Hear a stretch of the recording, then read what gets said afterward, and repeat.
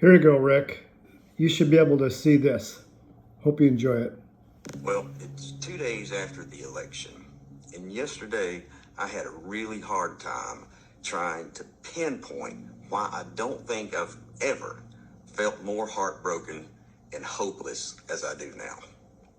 There have been a lot of times in my life when I've been disappointed, when I've been depressed, when I've been angry, but I have never felt these things to the depth that I felt yesterday. But I gave it some thought, and I think I figured it out. The reason I'm so heartbroken, destroyed, and absolutely disgusted with the results of this election is that it invalidates everything I have ever been taught about how I should live my life and everything I've tried to teach my kids. So it's an absolute betrayal to realize at 57 years of age that when it comes really down to it, over half of this country really doesn't value the notions of being kind, being generous, loving your neighbor, being accepting, having empathy, showing understanding, being truthful, being ethical in business, being sensible and level-headed, not being a bully, not being selfish, and not being a total asshole. And because I've been taught these things my entire life, it's really easy for me to see that Donald Trump is a vile and despicable human being. He exhibits everything that I have been taught to set my sights against in order to be a good, functioning member of society. But now, over half our country supports this person and believes that he's the one who's going to make America great. Well, hey, here's a secret. Someone who has worked so hard at sowing discord is never going to do anything to unite us. That's his big lie, because he doesn't benefit from Americans coming together. He and all the Tucker Carlsons and Alex Jones out there, they profit from the rage that they're able to manufacture. So don't tell me it's okay if we disagree, as if this is akin to our individual preferences for wine or toilet paper. This is not a simple disagreement. This is you telling me that the values I've held dear my entire life have no meaning or place in the real world. This is you telling me that I should be shrewd, deceptive, cruel, and intolerant. This is you telling me that the type of person you really admire and look up to is a rich, entitled, narcissistic, criminally convicted pussy grabber. And if you're one of those guys out there that likes Trump because, well, he says what's on his mind, he tells it like he sees it, he doesn't have a filter. Yeah, sometimes you need a filter.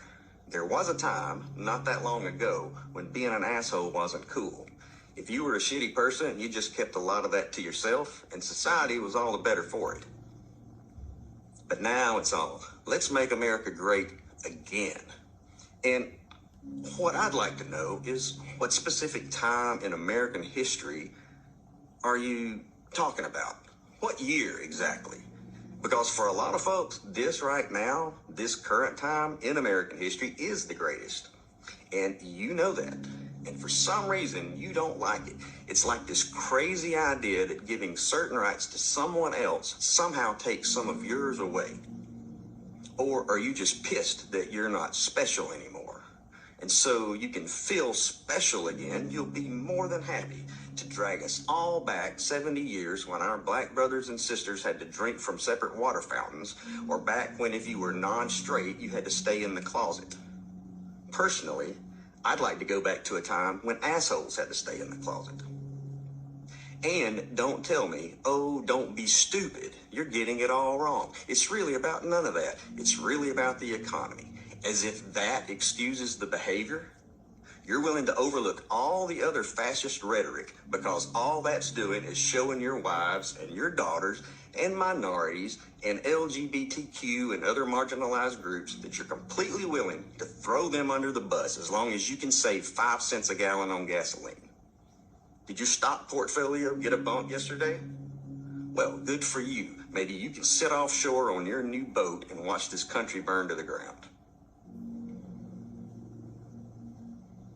The reality is that as a country, we had the opportunity to take the high road, to stand for something higher than our basest instincts, to stand for equality and fairness, to stand for the overall good of everyone. But over half of y'all kept us from taking it. And the whole world was watching. And you know who else was watching? Your non-white friends, your non-straight friends, your wives, your kids, your daughters. So to anyone who actually does claim to value those higher ideals, you know, the ones I mentioned earlier, the ones we were taught as kids in Sunday school. Yeah, Christians, remember Sunday school? If you claim to hold any of those same values, but are at the very same time enamored with Trump and perfectly pleased with the outcome of the election, me and millions like me deserve a fucking explanation.